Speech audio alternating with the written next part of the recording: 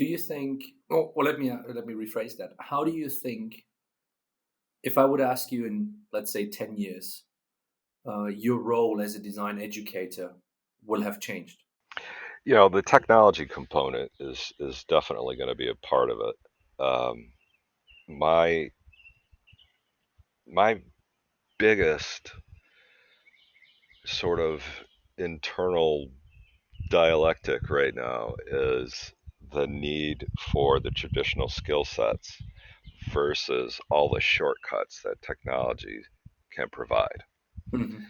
When you can go into a virtual gravity sketch environment or even just polygonal modeling tool and do something, um, reasonably well proportioned, and then assign the shaders and punch out a bunch of digital renderings of this polygonal model Mm.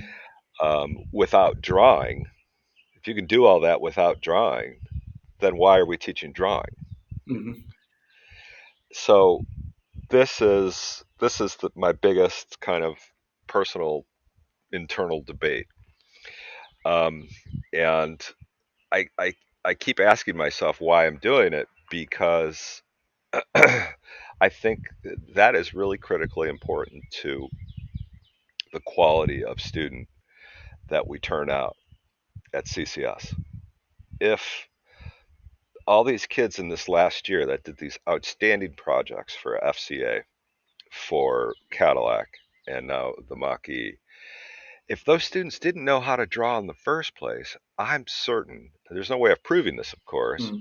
but I'm certain the results would have been very, very different and not as good. But it's the study of the traditional methods of drawing and sculpting, drawing from life, drawing from your imagination, that refines a student's sense of aesthetics and purpose and meaning.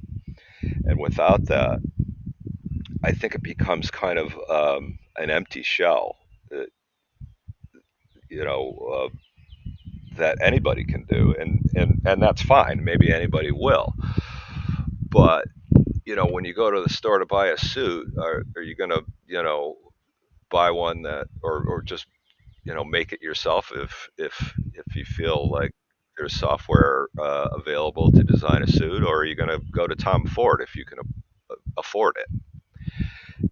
Some people are just going to be better at doing things than you can do. So just because the process is somewhat more democratized with all these things like 3D printing and polygonal modeling doesn't mean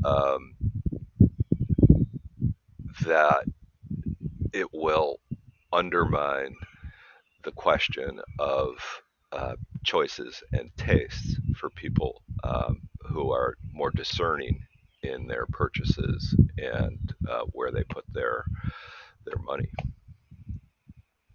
Does that make sense?